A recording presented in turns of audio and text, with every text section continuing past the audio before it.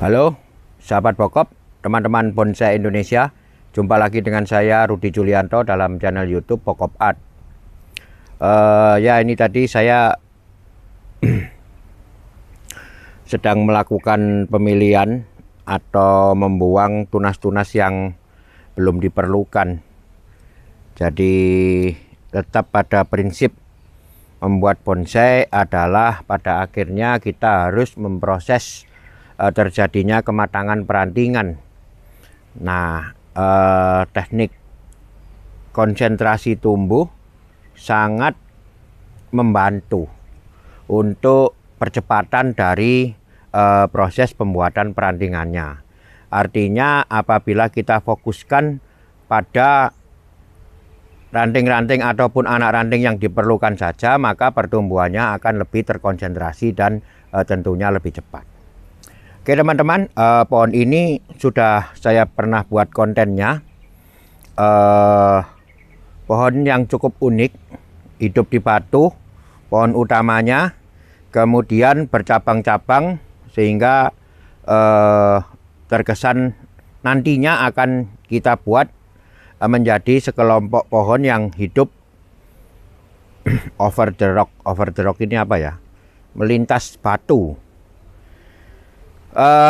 Seperti baru saja saya membuat konten kemarin tentang membuat bonsai AK47 yang kebetulan gerak batangnya juga hampir sama, cuman yang kemarin agak lurus dan batunya di bawah, yang ini justru batunya di samping, gerakan batangnya lebih bergerak.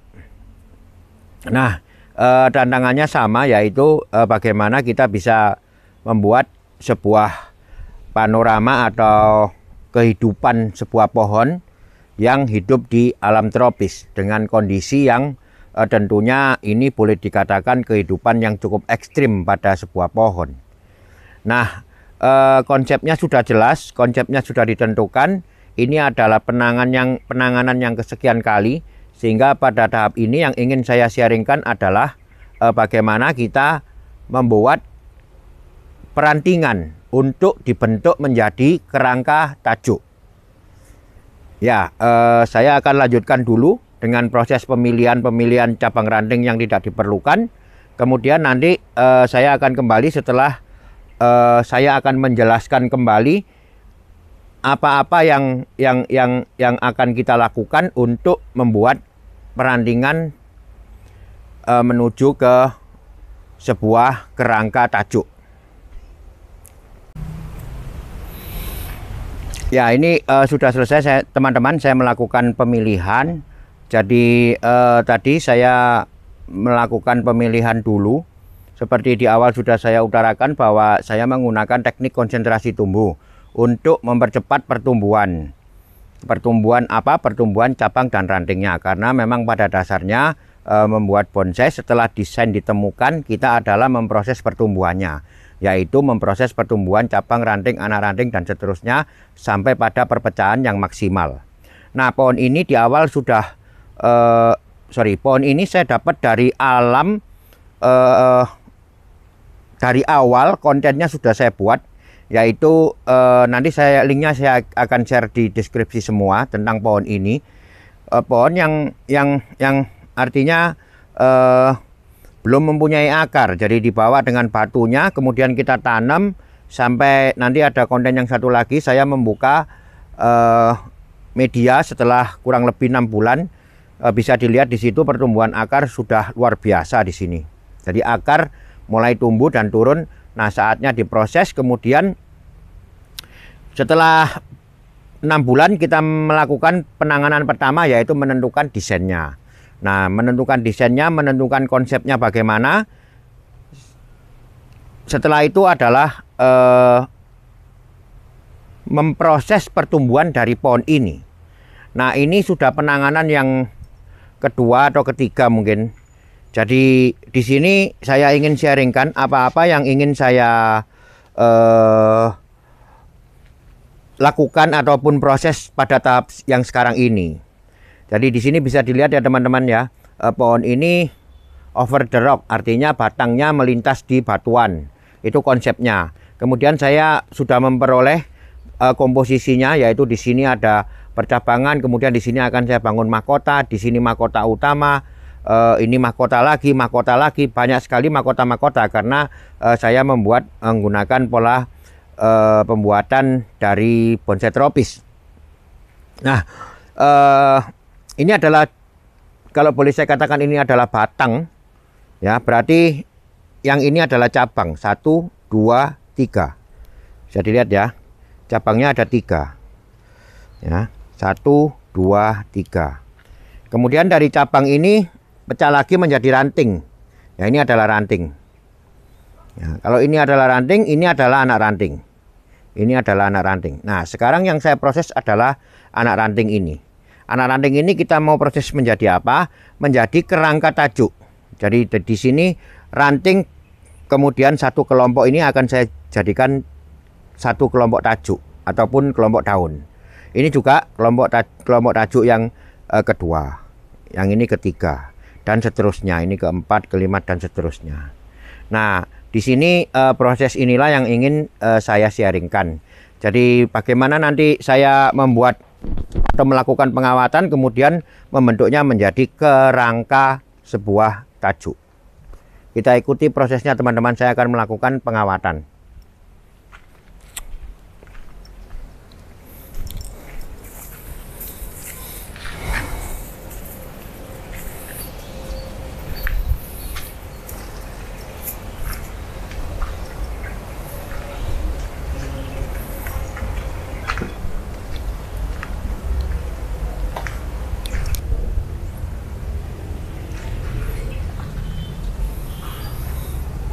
Ya, ini sudah selesai teman-teman. Jadi tadi saya langsung melakukan pengawatan kemudian sekaligus pengarahan.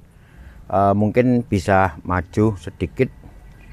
Saya akan menjelaskan apa yang telah saya proses pada tahap kali ini.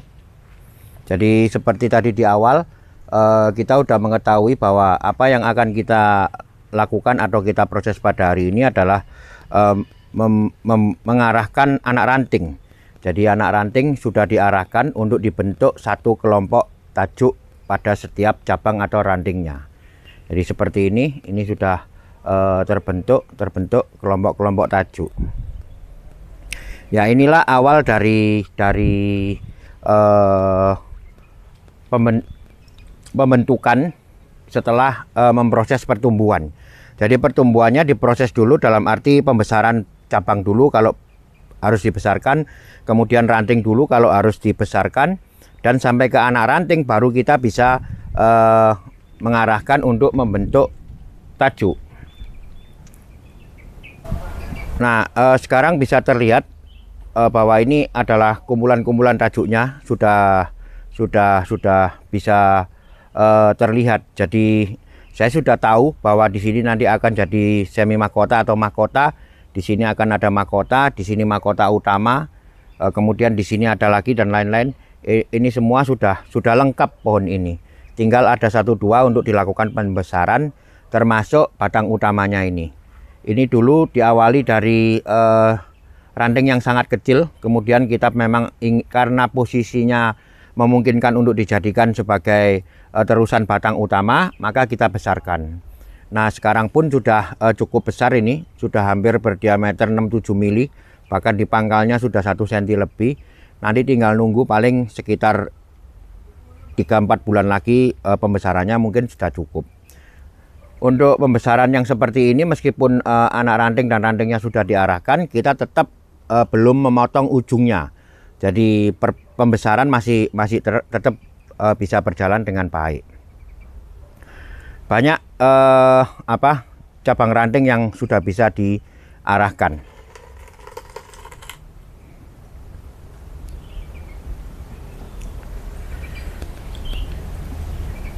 Oke teman-teman, saya pikir ini cukup dulu. Kali ini apa yang bisa saya sharingkan dari pohon ini pada tahap pembuatan kerangka tajuk. Ya, sekali lagi ini masih berupa kerangka tajuk yang memang harus dibesarkan dulu. Apabila nanti pembesarannya sudah cukup, saya akan memotong ujung dari anak ranting ini, ujung tunasnya maksudnya. Apabila ujung tunas sudah saya potong, maka nanti akan bertumbuh lagi anak-anak ranting ataupun cucu ranting yang lebih banyak lagi, dan tajuk akan cepat terbentuk. Tetapi sekarang ini masih belum dipotong, dia akan nantinya akan tumbuh di tunas ujungnya sini. Masing-masing anak ranting akan narik tumbuh. Ya, apabila nanti sudah dianggap memungkinkan, baru kita potong. Nah, mudah-mudahan saya tetap terus dapat mengupdate pohon ini untuk kita bersama-sama nanti mengetahui, atau menurut saya sih menikmati proses dari pembuatan sebuah bonsai yang diawali dari benar-benar nol, artinya dari bahan dongkelan alam. Terima kasih telah menyimak. Semoga ini bermanfaat. Tetap ikuti terus channel YouTube Pokop Art untuk segala info, teknik, dan sharing saya membuat bonsai. Tetap semangat, mari kita berkarya, karya bonsai Indonesia, bonsai tropis. Konsepnya Pokop. Salam Pokop.